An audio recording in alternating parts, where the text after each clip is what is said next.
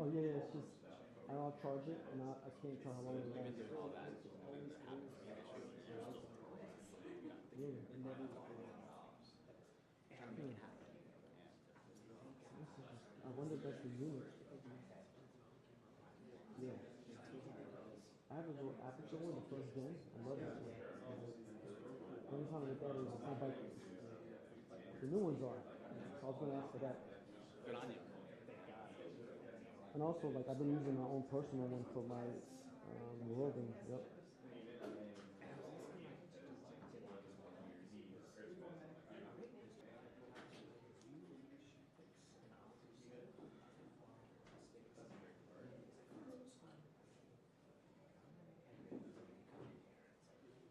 Common sense, but sharing with him our bill signing day Oh, yeah. where we had no That was one on the crazy. rack. Oh, that's right. And all Oh, of a that's sudden they're right. We were like "We- short staffed and they're like, because everybody was we don't see you. Yeah.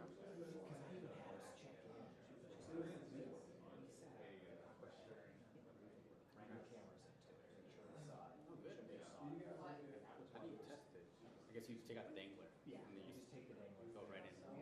We put the man, that's good on you, man. I'm gonna do that after this because I'm curious why one it wasn't he wasn't seeing me on one. So I had to use the little mini dongle for both 1 and 2. Okay. Yeah, I don't know why. Maybe it was something that he wasn't looking at.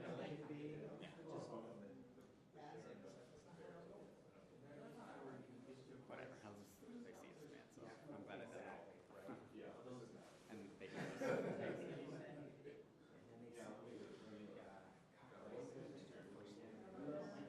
that same day. This was like Did you put your face in? no, that was a different man.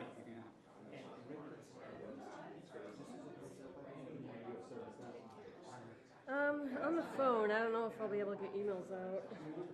Yeah.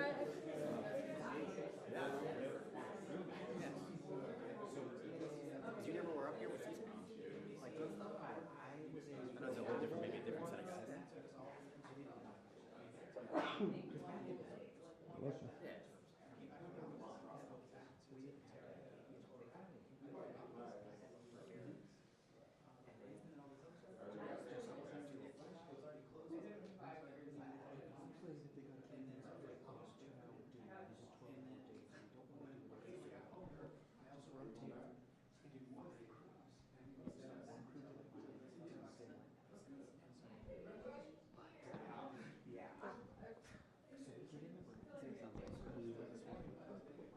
Thank you. Oh, it's a first match.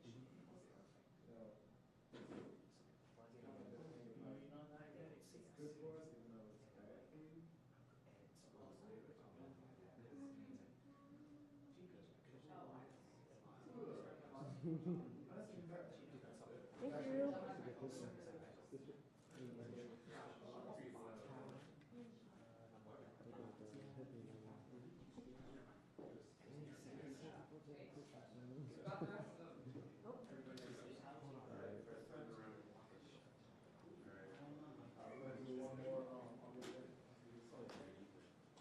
Hey guys, nice to meet you here. Who's entering the Roosevelt Room now?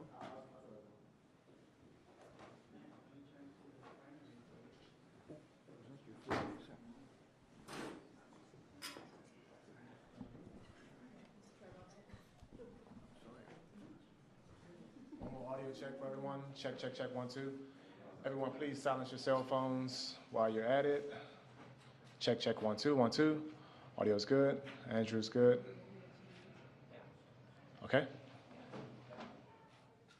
Hey NBC, this is your White House TV pool. Just finding that the full pool is now in the Roosevelt Room. 2 minutes. Oh, we just received a 2-minute warning. 2 minutes to Friday's remarks. 2 minutes. 2 minutes.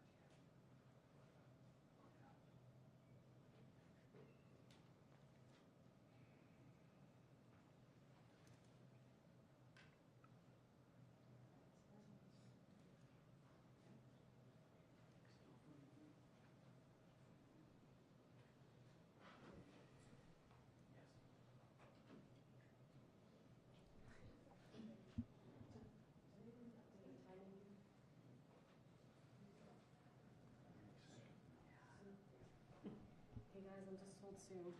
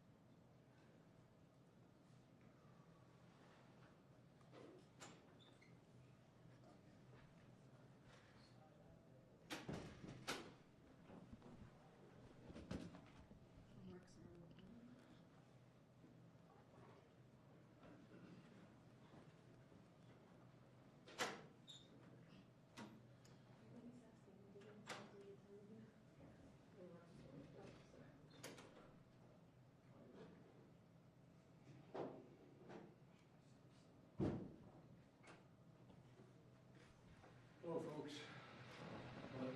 Sorry to keep you waiting. I was waiting to talk to the last member of the delegation in the region. Good afternoon. Before I leave for North Carolina, which I'm going to do in a few minutes, I want to speak briefly about the terrible incident and accident that happened in Baltimore this morning. At about 1:30, a container ship struck the Francis Scott Key Bridge, which I've been over many, many times commuting from the state of Delaware either on a train or by car. I've been in Baltimore Harbor many times. And the bridge collapsed, sending several people and vehicles into the water, into the river. And multiple U.S. Coast Guard units, which are stationed very nearby, thank God, were immediately deployed along with local emergency personnel. And the Coast Guard is leading the response to the port, where representatives from the Federal Highway Administration, the FBI, the Department of Transportation, the Army Corps of Engineers, as well as Maryland officials and Baltimore Police and Fire, are all working together to coordinate an emergency response. Officials at the scene estimate 8 people were unaccounted for still. Not still, were unaccounted for. That number might change. 2 have been rescued, 1 without injury, 1 in critical condition. And the search and rescue operation is continuing for all those remaining as we speak. I spoke with Governor Moore this morning, as well as the Mayor of Baltimore, the county executive, both United States senators and the congressman. And my Secretary of Transportation is on the scene. I told them we're going to send all the federal resources they need as we respond to this emergency. And I mean all the federal resources. And we're going to rebuild that port together. Everything so far indicates that this was a terrible accident. At this time, we have no other indication, no other reason to believe there's any intentional act here.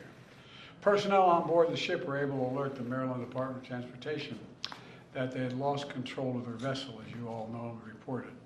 As a result, local authorities were able to close the bridge to traffic before the bridge was struck, which undoubtedly saved lives. Our prayers are with everyone involved in this terrible accident and all the families, especially those waiting for the news of their loved one right now. I know every minute in that circumstance feels like a lifetime. You just don't know. It's just terrible. We're incredibly grateful for the brave rescuers who immediately rushed to the scene, and to the people of Baltimore. I want to say we're with you. We're going to stay with you as long as it takes. And like the governor said, you're Maryland tough, you're Baltimore strong, and we're going to get through this together. And I promise we're not leaving. Here's what's happening now. The search and rescue operation is our top priority. Ship traffic in the Port of Baltimore has been suspended until further notice, and we'll need to clear that channel before the ship traffic can resume. The Army Corps of Engineers is on the spot and is going to help lead this effort to clear the channel. The Port of Baltimore is one of the nation's largest shipping hubs, and I've been there a number of times as a senator and as a vice president. It handles a record amount of cargo last year. It's also the top port in America for both imports and exports of automobiles and light trucks. Around 850,000 vehicles go through that port every single year, and we're going to get it up and running again as soon as possible. 15,000 jobs depend on that port, and we're going to do everything we can to protect those jobs and help those workers. The bridge is also critical for travel, not just for Baltimore, but for the Northeast Corridor. Over 30,000 vehicles cross the Francis Scott Key Bridge on a daily basis. It's virtually, it's one of the most important elements for the economy in the Northeast and the quality of life. My transportation secretary is there now. As I told Governor Moore, I've directed my team to move heaven and earth to reopen the port and rebuild the bridge as soon as humanly possible. And we're going to work hand in hand with the support of Maryland to support Maryland whatever they ask for. We're going to work with our partners in Congress to make sure the state gets the support it needs. It's my intention that the federal government will pay for the entire cost of reconstructing that bridge, and I expect the Congress to support my effort. This is going to take some time. The people of Baltimore can count on us, though, to stick with them at every step of the way until the port is reopened and the bridge is rebuilt. You know, we're not leaving until this job gets done. Not leaving until then. So I just want to say God bless everybody who got everyone harmed this morning and their families. And may God bless the first responders, many of whom risking their lives. And the reason I'm not going to take a lot of questions, there's remaining issues that are open, and we've got to determine what's going to happen in terms of the rescue mission and the like. But Do you plan to go to Baltimore, sir? And if so, how quickly? I do, and as quickly as I can. You said the federal government's also going to pay for the repairs. I'm just curious, this was a ship that appears to be at fault. Is there any reason to believe that the company behind the ship should be held responsible? And then also, you mentioned... That could be, but we're not going to wait for that to happen. We're going to pay for it to get the bridge rebuilt and opened. What did you make of Israel's decision not to attend this meeting this week? Oh, I don't want to get into that. I have plenty of time to talk about Rob. You mentioned the port. The port. Can I ask about cars? About the port. Thanks for everyone. Thank you. Thank